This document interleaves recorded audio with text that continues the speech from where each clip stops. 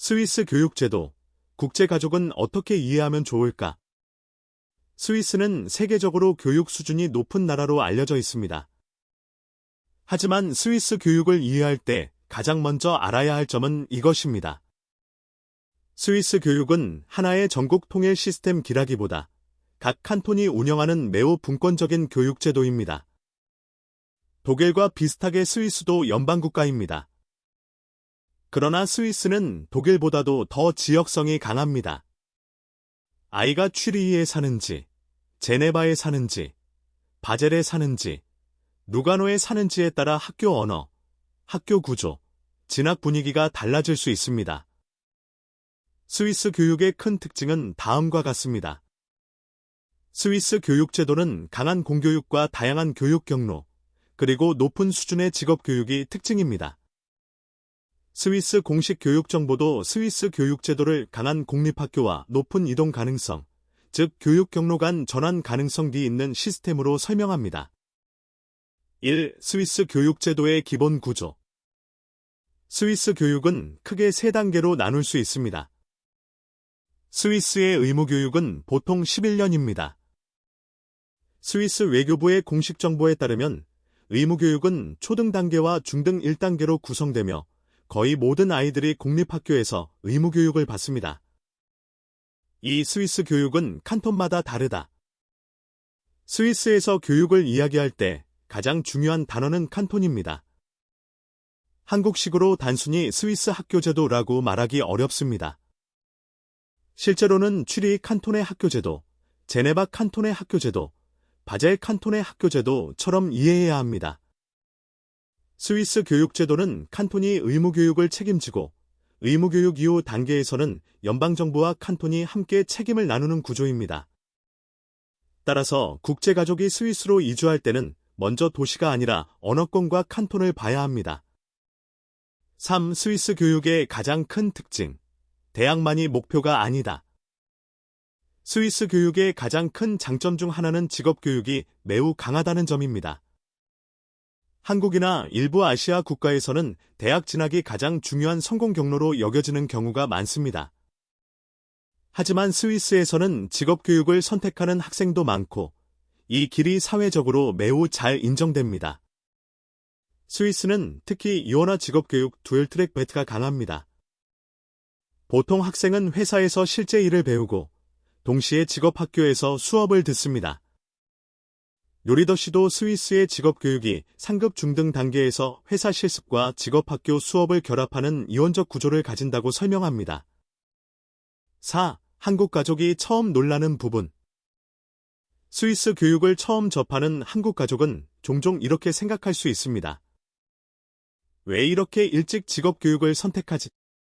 대학에 가지 않는 것이 불리한 것 아닌가? 공립학교만으로 충분할까? 하지만 스위스에서는 직업교육이 단순한 낮은 경로가 아닙니다. 은행, 보험, 기계, IT, 호텔, 제약, 의료, 행정 등 많은 분야에서 직업교육은 매우 중요한 사회적 기반입니다. 스위스는 모두를 대학으로 보내는 나라라기보다 각 학생에게 맞는 경로를 찾게 하는 나라에 가깝습니다. 5. 스위스 공립학교의 장점. 스위스 공립학교는 지역사회와 매우 밀접하게 연결되어 있습니다. 대부분의 아이들이 공립학교에 다니며 공립학교에 대한 사회적 신뢰도 높습니다. 국제가족에게 공립학교의 가장 큰 장점은 아이가 스위스 사회 안으로 들어갈 수 있다는 점입니다. 하지만 단점도 있습니다. 언어 적응이 쉽지 않습니다. 특히 독일어권에서는 표준 독일어뿐 아니라 생활 속에서 스위스 독일어 슈바이처도이츠가 많이 사용됩니다. 프랑스어권, 이탈리아어권도 각각 다른 언어 환경을 갖고 있습니다. 6. 국제학교와 사립학교는 언제 필요할까? 스위스에는 국제학교도 많습니다.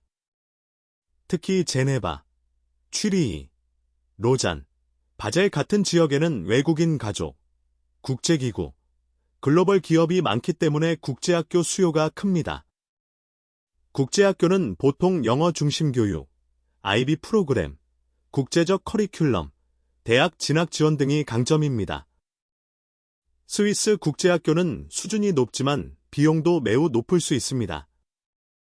따라서 국제학교를 선택할 때는 단순히 좋은 학교인지보다 가족의 체류기간, 예산, 아이의 언어 능력, 대학 목표를 함께 고려해야 합니다.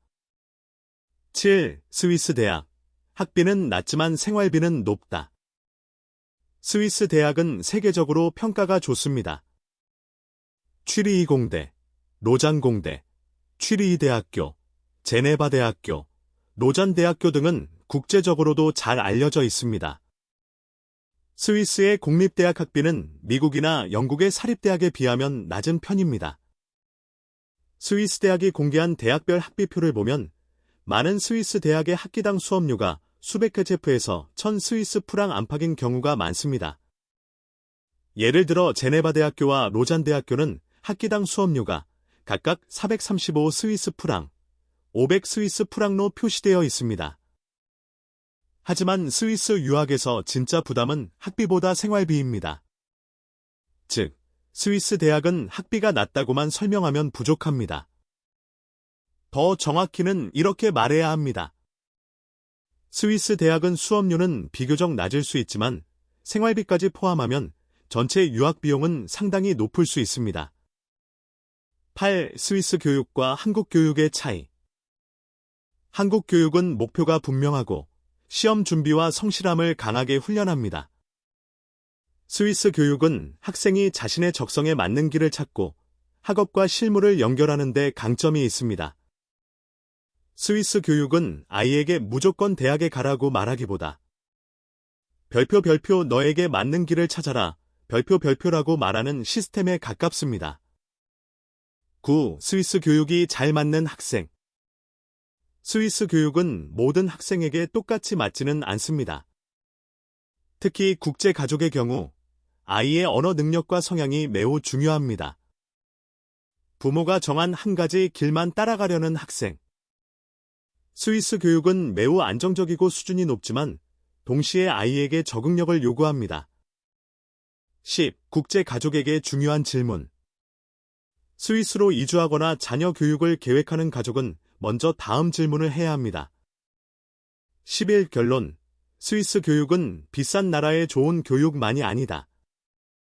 스위스는 생활비가 높은 나라입니다. 그래서 많은 국제 가족은 먼저 비용을 걱정합니다. 하지만 스위스 교육의 진짜 특징은 단순히 비싸다 또는 수준이 높다가 아닙니다. 스위스 교육은 지역사회 중심, 다언어 환경, 강한 공교육, 높은 직업교육 신뢰도, 대학과 실무의 균형이 특징입니다. 한국식 관점에서 보면 스위스는 처음에는 낯설 수 있습니다. 왜냐하면 스위스는 대학 진학만을 절대적 목표로 두지 않기 때문입니다.